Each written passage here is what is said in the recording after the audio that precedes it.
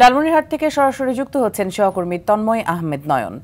নয়ন, তিস্তার পানি বাড়ার সর্বশেষ কি তথ্য রয়েছে আপনার কাছে এবং বাসিন্দাদের জনদুর্ভোগ কেমন দেখছেন জানাবেন। মিতু, আজ সারাদিন বিপদসীমার নিচ দিয়ে পানি প্রবাহিত হচ্ছিল।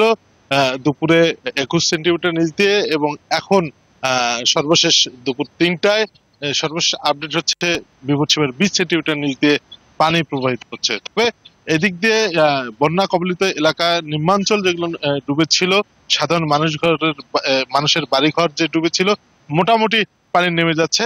আমরা যে জায়গাটিতে আছি এটি হচ্ছে লালমনিরহাটের আদিতমারি উপজেলার গোবর্ধন এলাকায়। এই ইউনিয়নের মহিষকোচা ইউনিয়ন এই ইউনিয়নের 4000 মানুষ কিন্তু পানিবন্দী হয়েছিল।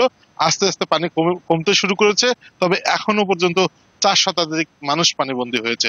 এই পানিবন্দী মানুষগুলো এখনো পর্যন্ত রান্না করতে পারছেন না এবং রান্না না করার কারণে সরকারিভাবেও তাদের কাছে শুকনো খাবার পৌঁছায়নি। আমরা খোঁজ খবর নিয়েছি, তবে বিভিন্ন ভাবে তাদেরকে সহযোগিতা করার চেষ্টা করছে রাজনৈতিক মহল থেকে। কিছুক্ষণ আগে আমরা দেখলাম যে পানিবন্দী মানুষের মাঝে এনসিপির পক্ষ থেকে শুকনো খাবার বিতরণ করা হয়েছে। এখন আমার পাশে কিন্তু উপস্থিত আছেন এনসিপির কেন্দ্রীয় কমিটির সংগঠক রাসেল আহমেদ। আমরা আপনার কাছে জানতে চাই যে আপনি পানিবন্দী মানুষের কাছে গিয়েছেন এবং তাদের কি সমস্যা দেখলেন, এনসিপির পক্ষ থেকে আপনারা কি সহযোগিতা করলেন? আজ জুলাই গণঅভ্যুত্থান দিবস। আমরা গত 2 দিন ধরে দেখছি লালমনিরহাটের মানুষ পানিবন্দী।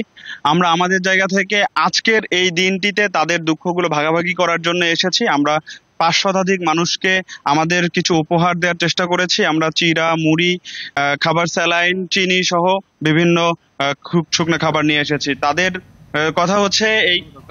মিতু, আপনাকে জানিয়ে রাখি যে লালমনিরহাটের পানি। অসংখ্য ধন্যবাদ আপনাকে নয়ন আমাদের সাথে যুক্ত হবার জন্য।